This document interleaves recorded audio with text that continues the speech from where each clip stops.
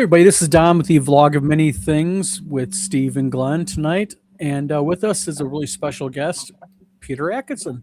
Peter, how you doing? I'm great. Thank you. Thank Thank you you for for having me on your show. I'm well, excited to be here. well, thank you for coming on. Lots of stuff to talk about tonight.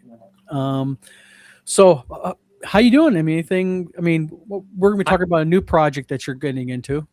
yeah, I'm doing great. I am semi-retired. I do have a new project, but it's kind of on a slow process. I'm not working really hard these days. I kind of stepped back from having much to do with Gen Con. I haven't been going to Oh, conventions. I've mainly been spending a lot of time playing war games. yes, I seen that. Yeah, we're going to be getting into I that. mean, we as gamers, we think like, hey, someday when I'm retired, I'm just gonna play games all the time. Yeah. And then I see too many people not do that, and I'm like, okay, I got to set a good example. I'm gonna play a lot of like any games you want to play, of course. It doesn't have to be war games, but for me, that's what I'm playing. Yeah. Well, I guess what we'll do is we'll kind of just dig right into it. There's a couple questions that I really am interested in, and actually a couple that people have emailed us to say, "Hey, can you ask these when Peter's on?" So we'll kind of dig in, but Sure. I want to kind of start off, if you don't mind, in your early days. You're let's face it, you're pretty well known, fairly well known. So before Wizards of the Coast, what did you do before Wizards? Well, I worked at the Boeing company from fresh out of college. I graduated from college in 1985 and started Wizards in 1990. So there was a little gap. It took me a while to find a real job, but then I worked at Boeing. I was a systems engineer, which was mainly I wrote software and ran the software, which was the engineering part, I guess, which analyzed ground operations systems for launch vehicles, all Oh, nice. hypothetical launch vehicles. We were doing studies for the Air Force and NASA Mhm. back in the days of the Reagan era, where there was big dreams of Star Wars and Oh yeah. lots Yeah. of lots of payloads needed to go into space. Oh, yeah. And so we were deep into trying to win a bid to participate in that, but Oh, yeah. never happened. And before I worked there for 6 years, and but about 3 years into that process, I decided, I like working at Boeing. I really did. I loved it. Mhm. But just a tiny cog in a huge machine. About the ratio of size of industry versus role is like Yeah. microscopic. And so I decided, I think I really like to start a game company. So I did. Well, see, that's the weird jump that I don't get. Okay, you're an engineer. What kind? And that was actually one of my questions next was, before founding Wizards, here you are an engineer for Boeing. What kind of made you go, I'm going to start a game? I mean, I can understand engineering firm, things like that, but what made you kind of go, I'm going to start a game company? Well, I love games. First of all, I mean, Oh, let's be real. I grew up playing games in my family, and then I found our kind of games when I was, mhm, actually pretty early, like tween years, 11, 12, along with my dad, and he was a military guy, so we ended up playing a lot of war games with mhm. military guys, and so and then in 1978, I went on a 40-year side quest into Dungeons and Dragons and, Yep. and then Magic the Gathering and board games and stuff like that. And then recently got back. So I have just been a diehard gamer forever. So when I decided that I really wanted to like be my own boss was the main thing. Mhm, It wasn't actually so much I wanted to make a game company as I wanted to be my own boss and mhm. have my try my hand at running a business, And so I was deciding, I think, well, maybe games, And so we tried it, and then it worked out. Now, I've read, and I don't know if this is true, but the name Wizards of the Coast was based off of a game and a world that you did that was basically based on a guild of wizards that you had in the game. Yeah, that's giving me a little too much credit. It was actually a game I was playing in. It was Okay. another world. A guy named Butch Van Dyke. He ran a campaign called Terra Garden, and um, there was this Wizards Guild in his campaign called the Wizards of the Coast, and they were badass. It's like, so if there's something going down, all of a sudden one of the Wizards of the Coast came in, everybody's like, oh, okay. So we just had kind of this reverence for the name, and we always thought it was a Mhm. cool name, right? So I started a game company, and it was a friend of mine. It's like when one of my friends said, "Hey, we should start a game company," the other friend immediately in the same conversation, just a second later, said, "And we should name it Wizards of the Coast." And Oh, that is the extent of the analysis, market research, discussion there was behind the name. bingo. Now, when you were at Wizards and you were in the head of it, what would you say was probably your best product, the thing that you were happiest and the most proudest of kind of rubber stamping okay or bringing into it? Well, now you're putting me on the spot because it's either going to be Magic the Gathering or Dungeons and Dragons I Third figured it'd be one of Edition. the two. I mean, there's also Pokemon to consider. Although we Yeah. weren't the original publishers, we brought it. We were the Mhm. a distributor. We brought it in from Japan. But I think that I'm gonna kind of sneak my way through answering Sure. that by naming both of them, but for Mhm. different reasons. Obviously, Magic the Gathering, very special. I still play it. I love the game, and what's so special about it is so unique. It was such a huge jump from anything that happened before in the market. So, Mhm. and maybe a lot of people now maybe don't even realize that games like Pokemon, Yu-Gi-Oh, Duel Masters, all the different Lorcana, all the different trading card games that have come out for the last what is it, 20, 30 years, 30 Mhm. some years, are all inspired by Magic the Gathering. It was the Yeah. first of these games, and so I was not only did I love the game, I was and am so proud to have had the opportunity to publish it. I mean, Mhm. so that is cool. But third edition D&D, we had just acquired. We acquired TSR, which was the former publishers of Dungeons and Yeah. Dragons in 1997, and for me, I had already played Dungeons. So me, to me, I was a big fan. Dungeons and Dragons was like, this is a game I really, really love. We had Mhm. an opportunity to buy it. How geeky is that? Yeah. And so we did. And then I immediately, I was very opinionated. I'm a gamer, like a lot of us are opinionated. I was very opinionated about D&D and what should be different and what needed to be fixed. And so third edition D&D was my chance to, put my stamp on it. Um, uh, and, and it worked out really well. It was a huge financial success for the company, and a lot of people loved it, and a lot of people hated it, just like every other edition of D and Oh D. yeah. Everybody loves it, everybody hates it. Now, real There's a quick, big group. what is your flavor as far as D&D? What edition do you like to play? Oh, it's fun. Well, I think the best edition of Dungeons and Dragons ever made was clearly Everdart. You there? Yeah, I'm there. Yeah, Okay, yeah. sorry. Yeah. So yeah, no, I'm a big fan. Well, but all the editions are good. I did a series on GenCon TV 2 years ago where Mhm. we sat down and it was um for the 50th no, it was 50th anniversary. Yeah, I think it's 50th anniversary of D&D. Yeah, that's right, D&D 50. And we ran a series on Gen Con TV where each week we played a different edition of Dungeons and Dragons. Gotcha. And in every case except for AD&D, I had an original D&D. I had the original designer of that edition on it. So we had Zeb Cook from second edition, we had Jonathan Tweet from third edition, Ron Heinzu for fourth edition, Mhm. and Mike Merles for fifth edition. And then we had that DM run that edition of Oh, D&D nice. on live stream. It was fantastic. For AD&D, of course, Gary Gygax wasn't available, but we got his Yep. son. Luke came on and ran Yep. for original D&D, we had John Peterson run it. So Nice.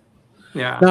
Now, when it comes to Magic the Gathering, Richard Garfield, I've read probably a half dozen stories about how Magic the Gathering came to be, what the story was. I've heard that someone threw it in a trash can and said this is a nothing and all this other nonsense.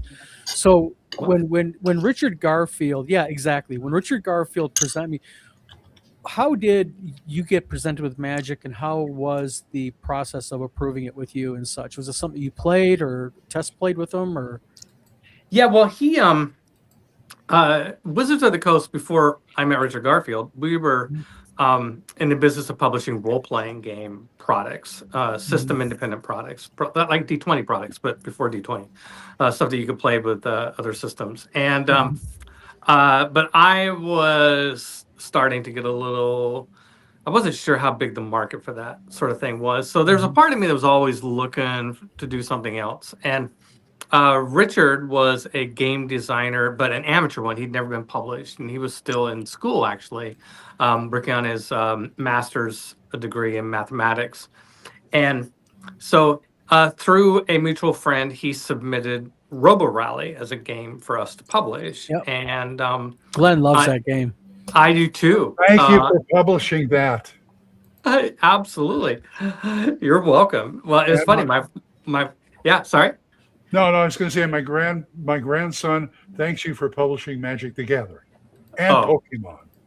Well, there you go. So I was it looked too complicated. Going into board games seemed, in retrospect, it's kind of funny because producing Magic was very, very complicated. But in my mind, since we were making role-playing products, printing a book versus printing cards seemed like a small step as compared to doing a board game with a box and lots of components and a book. So we I asked him if he'd be when I turned down Robo Rally, but in the process I met him and Mike Davis and down in Portland, and he said, well, what would you like? What sort of game would you like? I'll make anything, Like, wow, okay. And so I suggested a card game. Now, I just want to immediately jump in and say I did not have, the eureka idea of a trading card game, a game with, like I was thinking of a variant on poker or something like that, And so, and I also had this idea that I thought we could get a lot of color art for a reasonable price, because in those days, I was seeing at a lot of conventions. I would go to like sci-fi fantasy conventions, like these literary conventions that overlap into gaming a lot. And these shows would typically have an art show, and there would be lots of cool art in there. And I'm like, wow, there's a lot of really amazing art that's being made, but we're just not seeing it because there were not many ways you could get color art, especially published, because most RPG books in those days were black and white, except for the cover, maybe, right? So, I sort of had that idea, and I said, maybe if we did a card game with a fantasy or horror or science fiction feel, I think I could get art for it at affordable price for somebody like me who doesn't have much money at the time, right? So, so that's all I told him, and like 4 days later, he calls me on the phone. He says, hey, I have an idea. I'd like to tell you in person. How about if I drive up to Seattle next weekend? And so he came up to Seattle the next weekend, and he told me about the idea of a collectible card game. And he had not designed it yet, but he had the core elements of what it was there, that there would be a card game with hundreds and maybe someday thousands or tens of thousands of cards.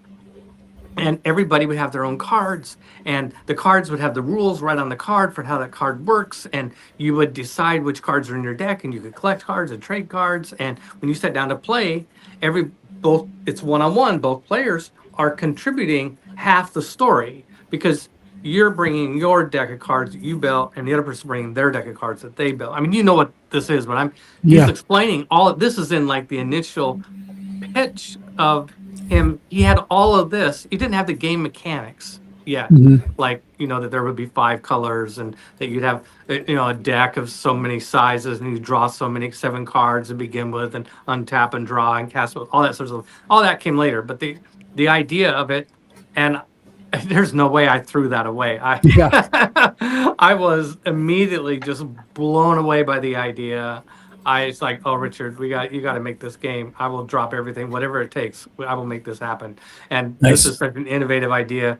I'm sure that I could raise some money to go out and get it made. And and raising money is never easy, but we did. We got the money, and it took 2 years from that day. That was in August 1991. 2 years later, August 1993, it was released and hit the market, and immediately did quite well. Yeah. It did quite well. You might say that. Question from the audience. Chris Yeah. Lundgren has a question that says, what was it like to carry the torch of D&D after TSR? Oh my God.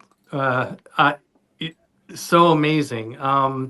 Because I was a D&D fan, I started playing in 1978. I have my own D&D campaign called Chaldea, which is right here, Chaldea.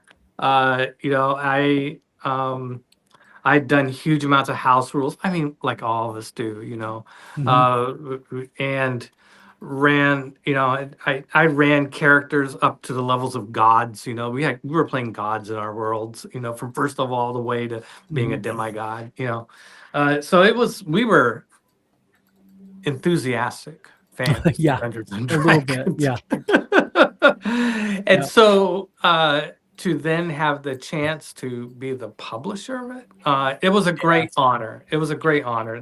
What it was like, it was a great honor. And I also feel really good about the fact that I got to mend some fences, at the time that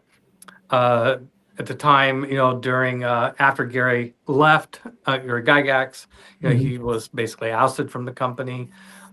His co-creator Dave Arneson had been, and when we were several of the top authors that had worked for TSR, who New York Times bestselling authors, had all been let go, and it's like, what the? So one of the best things was the opportunity to go back and kind of mend some of those fences and heal some wounds, and and make things right with the community in a lot of ways. So Yeah, that was really that's probably the outstanding part of your legacy, I think, with Wizards of the Coast. thank you. Now I have a question about the OGL and Ryan Dancy. Yeah, sure. Now, the OGL is obviously, I think, a risk for you at the time. An open game license. Do you have any regrets over releasing the OGL? Oh, absolutely not. I never saw it as a risk at all. Good deal. One of the things I did in the mid '90s was I went back to school. While I was CEO of Wizards of the Coast, I went and enrolled in the University of Washington's MBA program.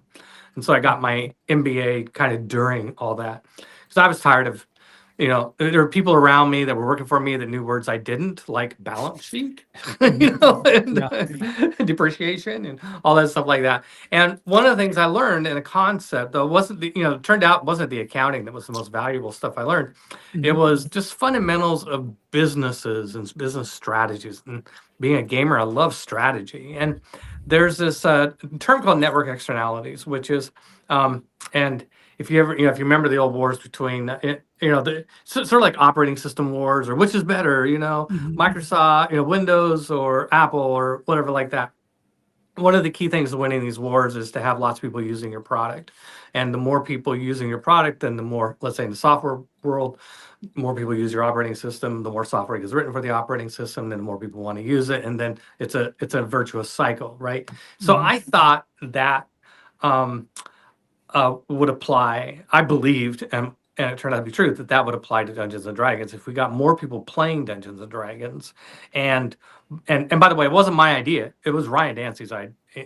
He would turn around and credit his team, people that were working with him, like Lisa Stevens, Cindy Rice, Keith Strong, David Wise. That his team came up with this idea, but I immediately loved it. Thought, yeah, if we can get as many people as possible playing D&D, then it makes D&D a more valuable franchise overall. And also, back in those days, the market for D&D is so much smaller than it is now. Yeah. And most D&D products were not money makers. So you had a lot of stuff like the typical, here's another adventure set in Greyhawk, or, here's a whatever, right? So all these supplements that are necessary for the ecosystem to thrive and keep going, we said, hey, basically, we can, by letting people write materials for our game, then we can it's like farm out the parts of this business that don't make money, and they can make money for a smaller company, because different companies operate efficiently at different levels. So Wizards of the Coast was at a level where we could only operate efficiently for a business that was making tens of millions or hundreds of millions of dollars. And so if you take the process of making supplements as something that makes hundreds of thousands of dollars, we couldn't do that profitably. And so so it was a great move for us, and it worked in building the franchise. I have absolutely no regrets whatsoever. I think it's great. Now, question for you, and kind of the end of your Wizards of the Coast days, what made you decide to move on and sell it? I guess I loved Wizards of the Coast. I love it still. I don't, I mean, I put some caveats on that, but we won't go into that. I was really proud of what we did there, but I also kind of have this thing of like Wizards of the Coast. It kind of got like the stuff I really wanted to do in terms of publishing. What I mentioned earlier about companies only operate efficiently at a certain level of business, right? And so Wizards, when I left Wizards, we had Magic the Gathering, Dungeons and Dragons, and Pokemon. Those were the three products that we had that were making tons of money. And then a whole bunch of games below that. Well, the games below that were in effect inefficient businesses for us to be in. I mean, it became clear that probably the model, and maybe I was wrong, but I couldn't think of a way out of this in the time. I couldn't think of a way, like, how do we do something other than making these three games? And we tried making lots of games, but none of them, a lot of them sold well by anybody else's standards. But for us, they were too small to be profitable at, and were a distraction. And so it's like, okay, then I'm kind of bored now that it's like after came out with third edition Dungeons and Dragons, and Magic was doing well, and like I'm in meetings about what the packaging should be like for Walmart, and I'm like, Christ, it just I was like, I don't want it. This is I also have a thing where like, quit when you're on top, it's like you hate it when you see somebody 10 years 20 years past their prime get back in the boxing ring. You're like, oh my God, right? So this is good. And finally, really, actually, the most important reason was that we never had big investors at Wizards of the Coast. Wizards of the Coast, we had a few small investors, and they were very important to us because the money was tight, but we never had like professional money, no venture capitalists, no private equity funds, nothing like that. And most of the equity in Wizards of the Coast, most of the stock was owned by the employees. Gotcha. And as Wizards got really successful and was going up and to the right, people are getting out their calculators and looking up online how to calculate the value of a company and figuring out their percentage of it and go, oh my God, I'm a millionaire. But then they go down and try and buy a house with that. No, because it's all what's called privately held stock. It's stock that you can't go trade on the market, and it has no liquidity, meaning you can't turn it into cash. And so people were like, hey, how can we solve this problem? Well, then you either got to go public, or you got to sell the company, or do some sort of LBO about it, or whatever. And so there was also, I owed it to those shareholders to say, yes, you're right, you're a millionaire, and not just on paper. We should find a way that you could be a millionaire and go buy a house, and send your kids to school and do all the things that people can. And so that was the real reason we did it. It changed the lives of a whole bunch of people. Now, when did Hasbro get involved in it? Well, when I sold the company, that was to Hasbro. Okay, so basically Hasbro bought it from you. That's right. From me and the other shareholders. Okay, good. Yeah. I'm glad you clarified that, because there's a comment in here saying that you had to answer to Hasbro. No, you didn't. You sold the company. Yeah, I sold. I had to answer to Hasbro after I sold it, because I part of the deal was, when you buy a company, you always want the CEO to stay around for a little while. Yeah. For stability. Yeah. It's called a transition. They always say an entrepreneur sells his company, and 2 years later he realizes he sold his company. Yeah. Now, Chris Lundgren says, in many ways, you also helped the creation of the OSR and new SR by OGL, using the OGL for years. Did you enjoy watching that happen? I think what I haven't kept up. What's the OCR?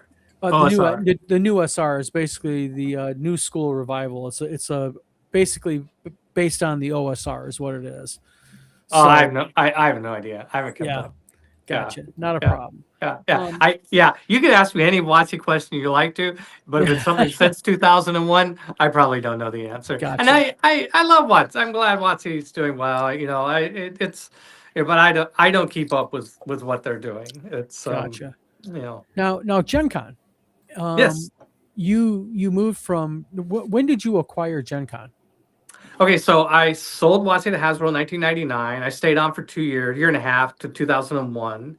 And then in 2002, so I was out of job for a year. And in 2002, I bought GenCon from Hasbro because I had owned GenCon as part of Wizards, right? So Wow. Okay. Yeah. GenCon was originally part of TSR, which was a company that owned Yep. Dungeons and Dragons. Yeah. Yeah. It's like, Gary Gygax didn't just invent D&D. He started Gen Con with, so when we acquired TSR, it was like, yay, we get D&D. And I'm always saying, yeah, Gen Con. I mean, that to me, that was the icing on the cake. Mhm. So later, after, of course, when I sold Wizards, Gen Con was part of that. Hasbro ended up with all of that. And then a year after I left, I bought Gen Con from Hasbro. Gotcha. Now, Gen Con has really kind of blown up. I mean, it's become last year, 2025, I believe you guys had 20 or 72,000 unique tickets sold. Yeah, I lost count, to be honest. Yeah, 72,000 in 2025. Wow. Yeah.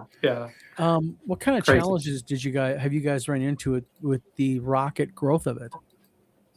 Well, I think the biggest challenge. I mean, there's lots of it's Gen Con is very operations oriented. It's all space planning, it's registration systems, it's hotel contracts, it's citywide contracts. It's it's throwing a party. I mean, if you've ever hosted a party, you know what it's like to host a party. It's not, the host doesn't have much fun at the party.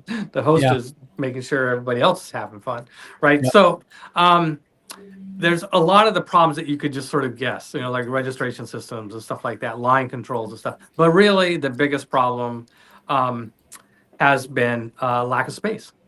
The venue is only so big, and we could be bigger, but we have to be very cautious about growth. We actually slowed down growth and restrict sales, and especially to exhibitors for booths and stuff like that. Yeah. And it's because we're out of space, but we also nicely profitable as a business. It's a great business. So it's not like, not all businesses need to grow like this all the time, right? Yeah. I mean, if you have a business that there's nothing wrong with, an annuity, a business that that just grows a little bit, but makes a good profit. Yeah. That's where Yeah. we're at now. And I'm not involved with Gen Con operations anymore. I used to run it, and then I had a couple other people in succession who've run it, and I just kind of sit back and make look cute.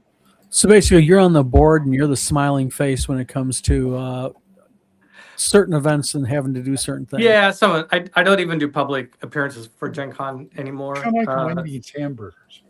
Sorry? Kind of like Wendy's Hamburgers. The guy who founded them was a spokesperson. Well, the guy that founded Gen Con was Gary Gygax. So, that would.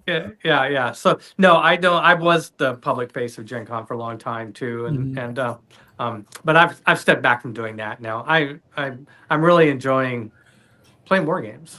Yeah. Now, well, we all know about COVID came around, and then Gen Con shut down. Now, post COVID, was there any pivoting done by Gen Con regarding running it? As far as operational, did you guys pivot to anything different, or I think that a lot of conventions, Gen Con included, tried more experimentation in virtual events, virtual convention type stuff. But as soon as that was just for a couple of years. As soon as COVID released to where we could start having people come back to the convention and start having a convention again, we kind of kissed that goodbye.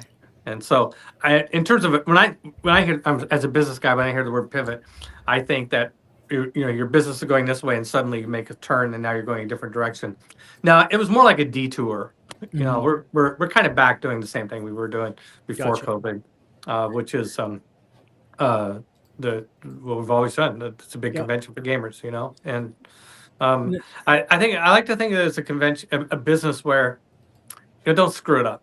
Like mm, it's like you can sometimes a business. I think Gen Con's a type of business where if you get too creative, maybe you risk like just do what you've always done and just do it Yep. really well. Just make it really smooth, make it really easy for people to Yep. attend, make it easy for people to get in the door, make it easy for them to sign up for Yep. events, make it easier for them to run events, make and that and and even some of that stuff is difficult. We can't promise everybody a hotel room within a Mhm. 10 block radius. That.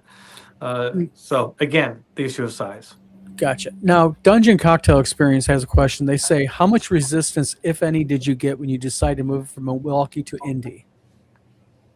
Oh my gosh, not that's a funny question. Not only did I get resistance, I was the resistor. Okay, so Oh, okay. um, we okay, while I was at Wizards of the Coast, after we acquired Gen Con and TSR, the event team that was running that ended up inheriting Gen Con and was also running other types of events like the Magic Pro Tour and stuff like that.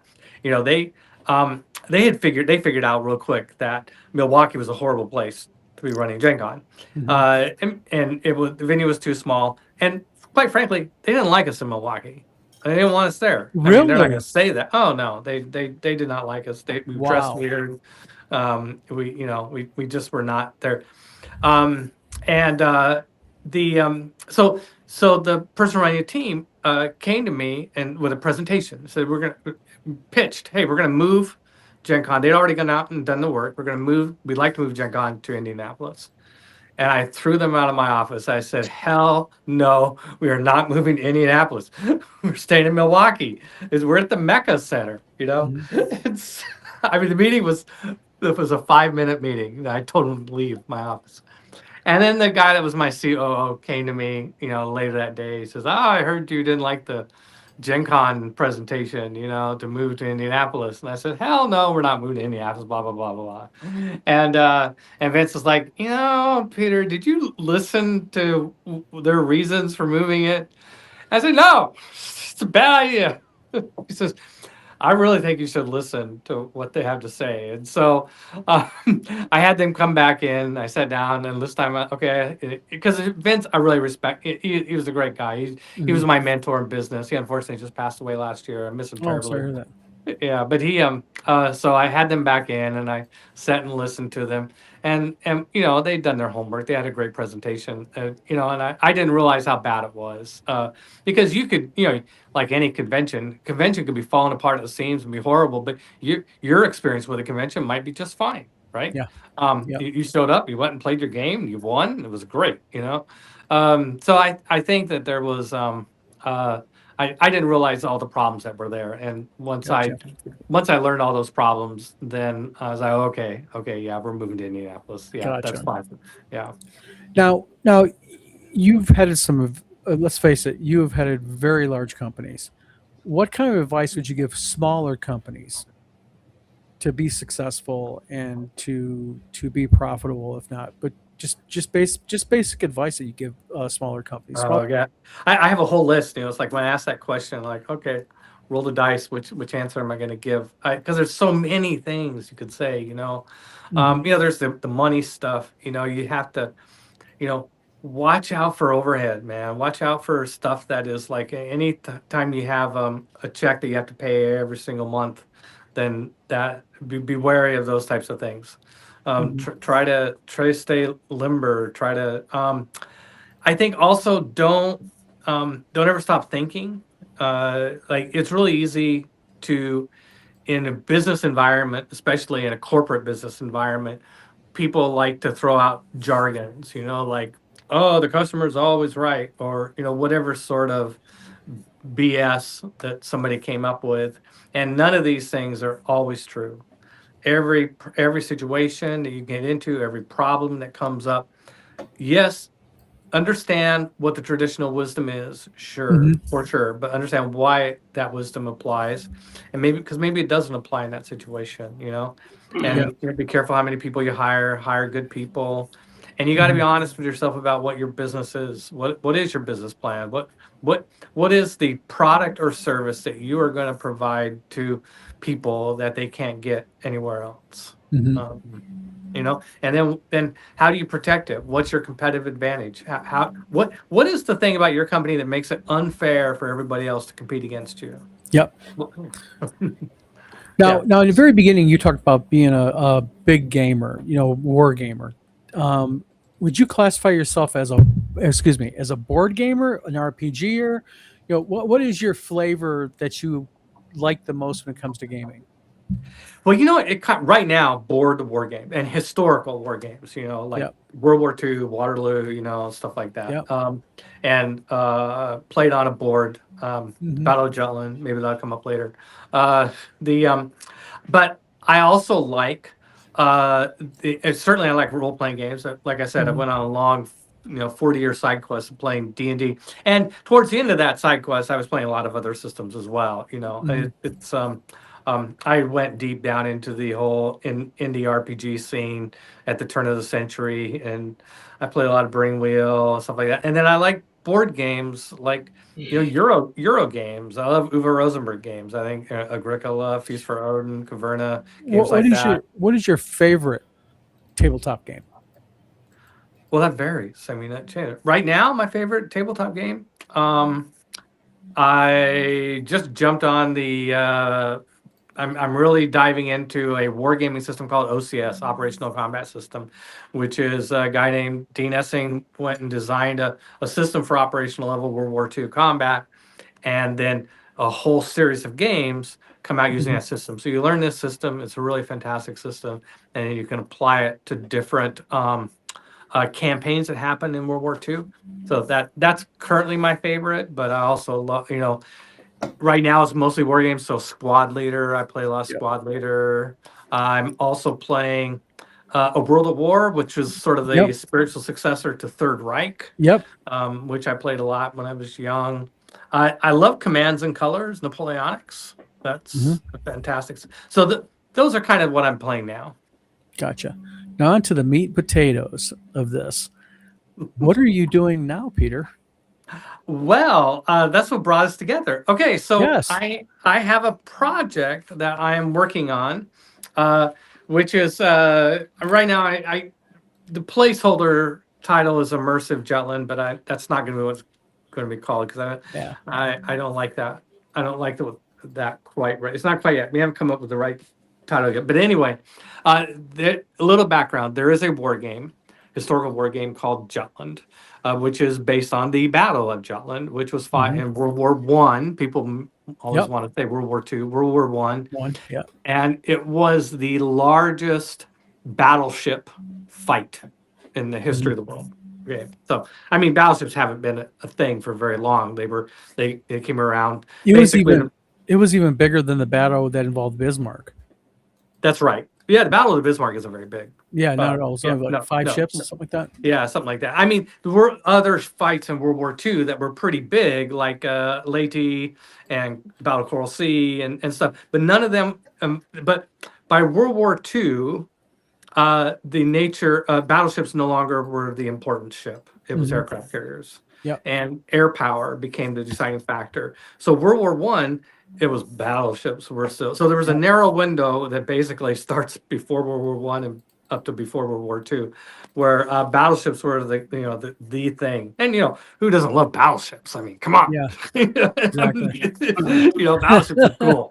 Exactly. Right? And so the only fight, the only battle that happened with just tons and tons of battleships was the Battle of Jutland. And so Avalon Hill did a game called Jutland back in 1967, and I loved this game as a kid. When I was first playing war games with my dad, back in the 70s, when he was stationed at Fort Polk, Louisiana. Fort Polk! Oh, I can tell you stories of my day back there. Wow. Yeah. So, and I love this game, and the game involved two levels: a search procedure and a battle procedure. The search procedure is it's the British versus the Germans, and there's multiple British fleets and multiple German fleets. Three British fleets and two German fleets, and the two German fleets starts off together, but the three British fleets start off in different locations. So the best way to play this game is as a multiplayer game where each player commands one of these fleets. And then once they set sail, they can't communicate with each other because wireless telephony, well, if you used it, people knew where you were. So standard naval practices in those days were that, until you found the other fleet, don't tell everybody where you're at by using wireless. So the players now have to go out and basically looking for each other, seeking battle, but seeking for it under favorable conditions.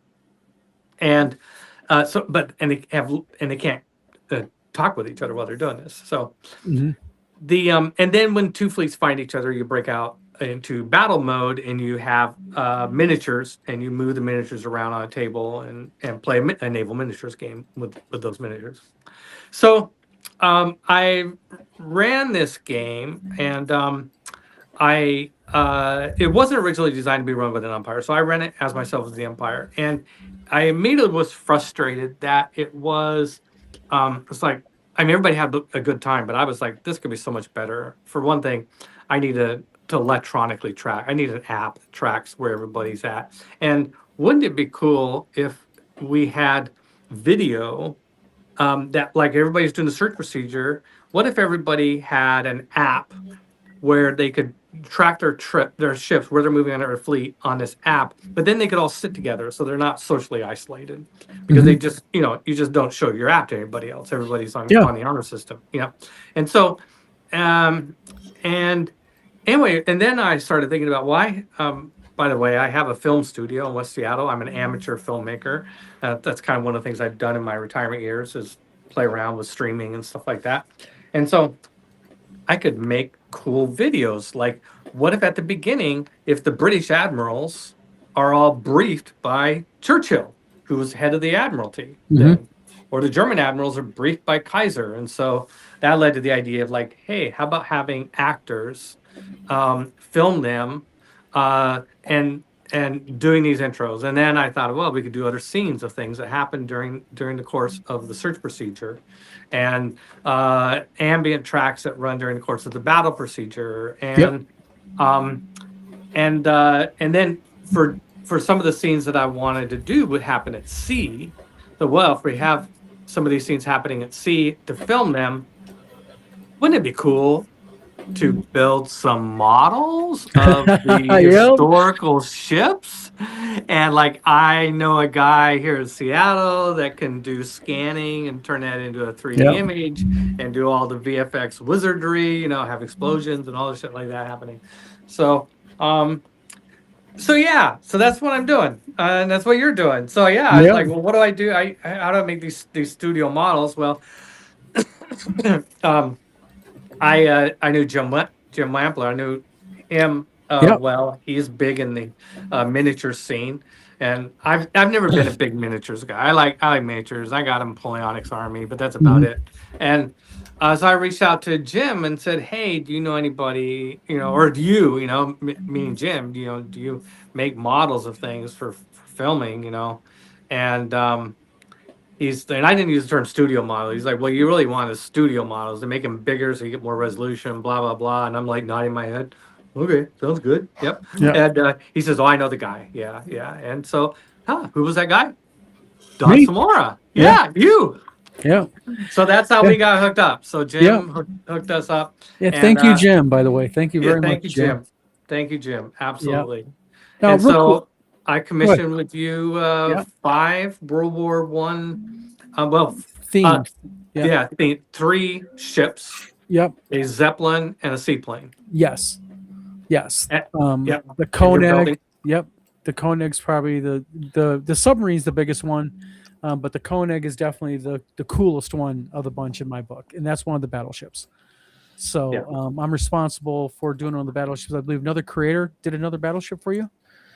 Yeah. So I already had one in the bag because a friend of mine named Douglas Bailey. He is not a model, doesn't build studio models professionally like you did, but he is, he's a really good modeler. He does really good building of models and painting, and he's like one of these people that just has a ton of hobbies and excels at all of them.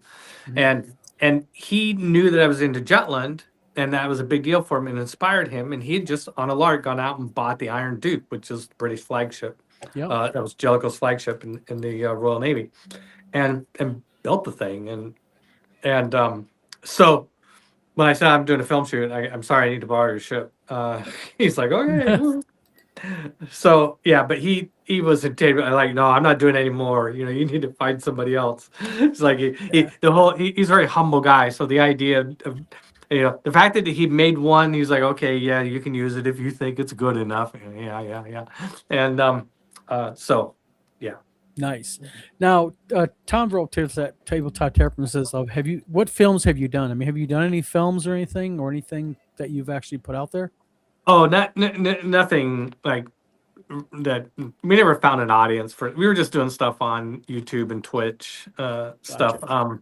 Yeah, we mostly just stuff to support my Chaldea, my fantasy RPG campaign. And there's a World of Chaldea website. You could go there and you can find the stuff we did, but we never got into distribution in any sort of meaningful way, and never really cracked the code on how to get good viewership with social media or anything. No, regarding the new game that we're doing together not doing together, I'm doing the models for them, but you're producing it, of course. You're mixing live action actors with models. What kind of stopped you from just doing it all digital? Well, it all becomes digital. But you mean becomes, but the way the new thing seems to be all digital. Practical effects are kind of going to the leeway, sadly. Right. And people are going more pure digital, like with the actors. Instead of actors, make them like more AI digital, that type of stuff. Right. What made you kind of pivot from that to? That's a really good question, Don. For me, is I just don't want to. It doesn't look fun. I mean, I don't want to use AI. I mean, you can't not use AI these days. If my email, I go into Outlook and use email. There's AI shit happening. It's like I don't want any of this stuff. So I understand it's a big deal. A lot of people love it, and I just don't want to use AI. I just don't want to. So I don't know. It does put the future. I mean, maybe this idea is just a whatever I do. I mean, I guess for a long time as a filmmaker, everything I've done has just been sort of an eclectic hobby. Gotcha. I'm just a guy making stuff, and it's fun. And this is where your GenCon money goes. Is the doing shit like this. So I don't know. It does make me think that if I don't want to use AI, but I don't want to compete against AI either. Like I could do really cool stuff, but somebody else could do it for way cheaper by using AI instead. So that does give me pause, but I don't know. We'll see what happens. But I just want to do it. So when are you planning on releasing the game? I mean, is there kind of like a timeline or? Yeah. Okay. So it won't probably be at least a year off. So it won't be released like, here's something you buy through distribution. I'm going to do it as an event. And so at first it'll be like, okay, I'm running, I don't know, whatever I call it, something Jutland, but I need a catchy word in front of it, something unique like Google, something I can trademark. And so say Immersive Jutland for now, just for discussion. So if I run this event called Immersive Jutland, if I run it in my studio here in West Seattle, and then people would just come down and run through it, kind of like you would an escape room. Yeah. Or going to a D&D in a castle, or it's kind of like an experience. And if it works and people like it, then I could take it on the road. I could come to I could come to Detroit. I'm here in LA or wherever, or better yet, get somebody else to do it for me. Or license it out to somebody who likes doing that sort of thing. And if it works, I could do other events. I mean, if I do this thing and people go, oh my God, that's really cool, and people are talking about it, and I get swarmed with people wanting to do it and I can't keep up, that's when you know you got something, right? So I think that I will start playtesting this next year and probably wouldn't, so hey, my email address peter@gencon.com. If you live in Seattle, you want to play test, just drop me a line. Yes, absolutely. Or if you just want to fly to Seattle and hang out, and Why play test not? it. Yeah, drop me a line. But Well- I won't have a playtest version until probably middle of next year. Well, I'll tell you, from what you've told me about it and my small part that I've had so far, and I'll have developing this with with the models, I think it's gonna be a really cool game. I think just the idea of bringing in, take that mix of tabletop wargaming with a app. It's just something really unique, and you're right. That app will bring a unique visceral experience to the game. I think when someone's playing it, and I think I think it's just unique, so unique. So Thank you. Thank you. absolutely. Let's see, we got people. I see somebody asked how to get a hold of me on YouTube. I'm not on YouTube anymore, but you can okay. you can drop me an email. The only social media I do right now is Facebook, and I'm Peter Adkison on Facebook. Now you know what it looked like, so when it shows you 20 different Peter Adkisons, you can pick me out. Yep.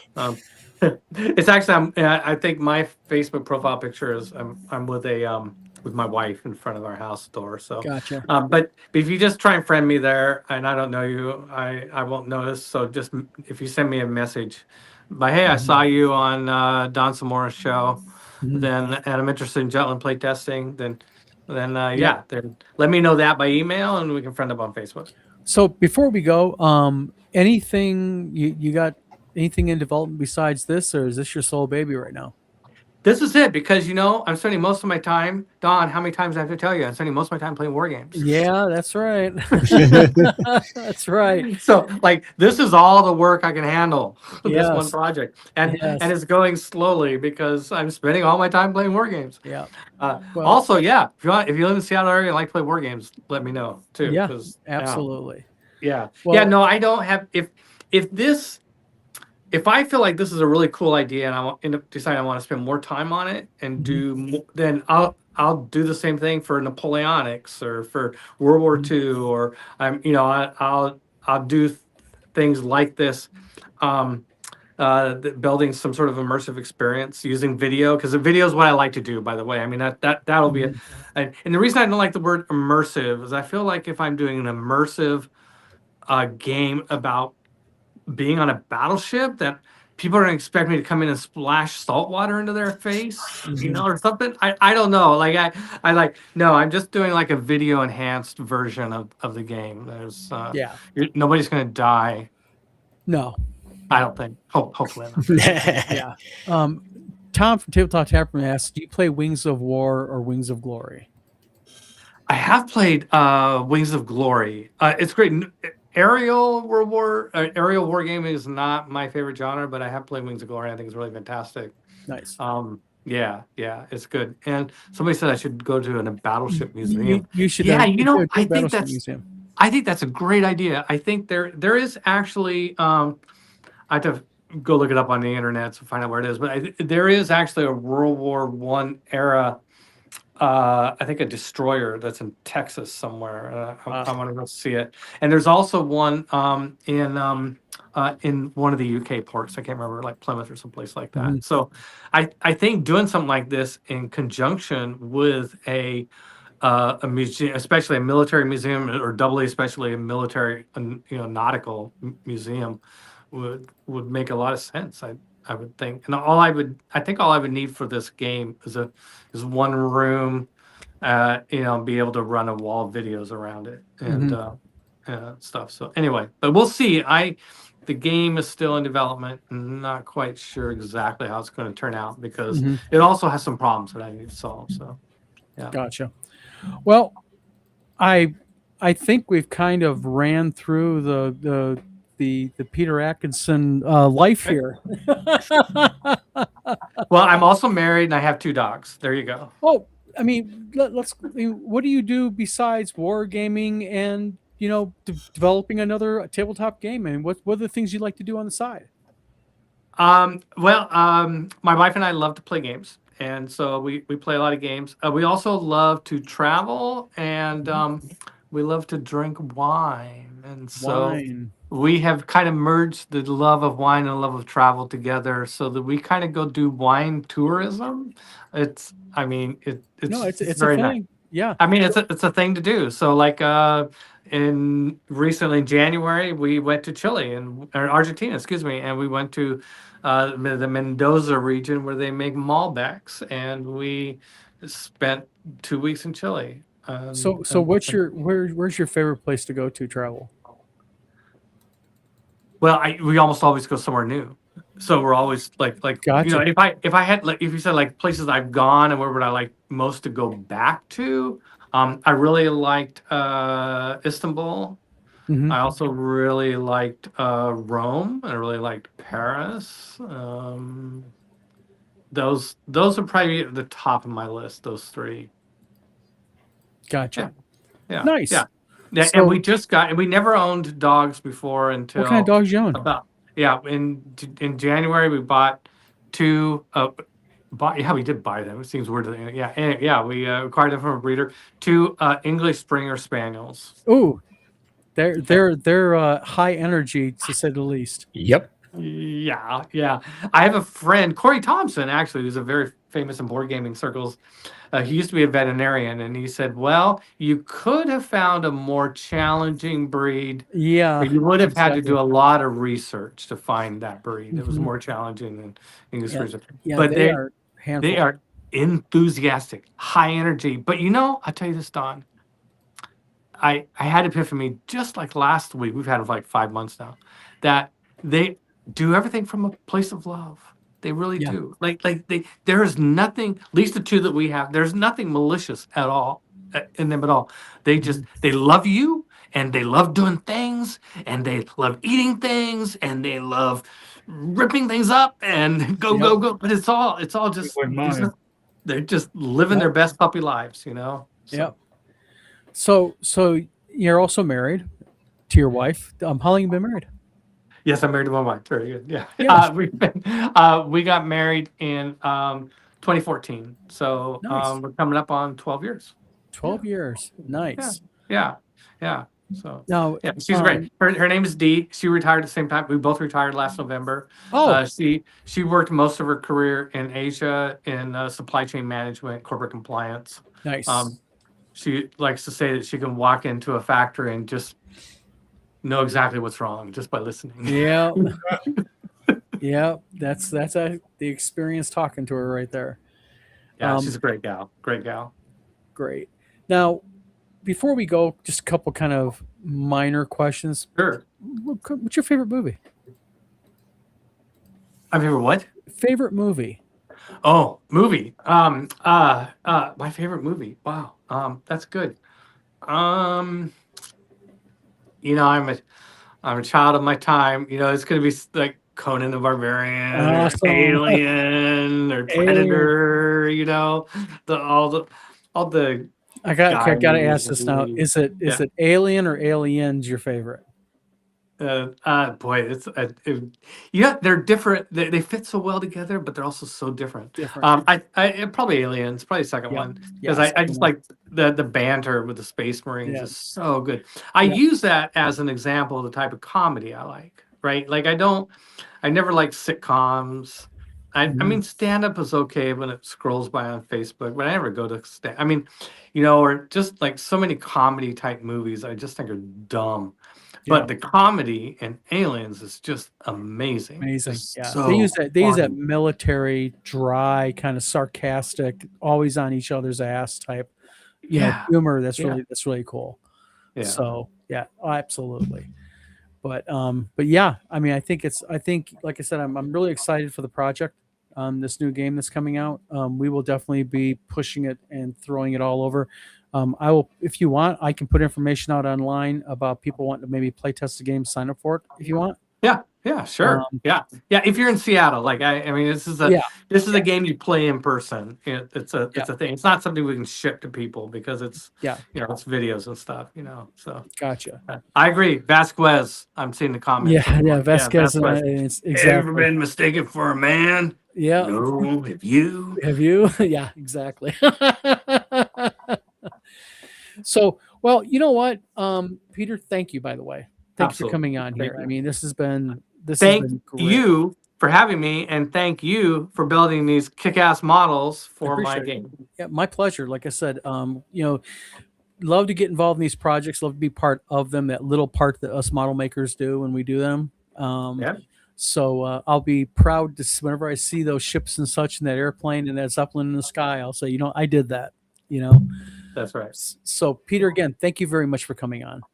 Absolutely. Thank you for having me. I know you're a very busy man, and coming on here for an hour, I know taking your time out. Thank you, and thank you to your wife for also kind of putting the rubber stamp on it. I know how it is. We're married. I'm married too, so. She lets me get away with all sorts of shit. That's right. Yeah, my wife also. God bless them. Yeah. But Peter, thank you very much for coming on. Again, the Jutland game is going to be coming out next year. We'll be putting out word about in-person gaming and all that. GenCon's coming. I think we'll be ready for play testing next year. Yeah. I don't know if it'll be out until the year after that. But it's also like it just kind of it probably is just going to kind of evolve until it's a thing.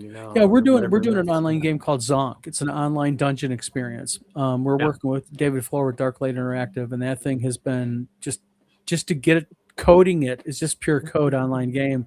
I take my hat off to you because it has been an absolute 3 years been in development now on it. Hey, somebody says buy Glenn's book. What's your book, Glenn? I thought I'd get away without having to do that this time. Don't every show buy Glenn's book. He my book. When the Fat Orc Sings. It's a fantasy book. Yep, it's on Amazon and Barnes and Noble. And this guy publishes it. Yep, I published it for him. Yep. Right. Yeah, it's a very funny book. Yep, very, very funny book. Right. Is it like Aliens level funny? Yeah, sarcastic. It's like if Raymond Chandler wrote a D&D. Oh, yeah. It's got a lot of it's got that dry, sarcastic humor in it. Yeah. Is it available? Is it digital or? Unfortunately, not yet. Not yet. We're waiting on approval from Amazon for ebook, but it is available physical. But I'll tell you what I can do is I will email you over a PDF copy of the book. Perfect. Okay, I'll get you one. Thanks. No worries. Thank you for coming, sir. Yeah, absolutely. Thank you very much. Thank you, Glenn. Thank you, Stephen. Thank you, Don. Yep. And thank you again for coming on. And absolutely. This is Don at the Vlog Many Things signing off, everybody. Thanks for tuning in, and we'll be back next week. All right, folks. How do we get out of here? Yep. And we have an Alan Hammock on here on, I believe, the Tell mine for me. Yeah. Yes. Fantastic. He's going to be on here on the 25th. He's coming on. And I think we're going to have another show tomorrow night. So. Yes. All right. So we'll talk to you guys later. Again, Peter, thank you very much. Good night, folks. All right. Thanks, Peter. Good night.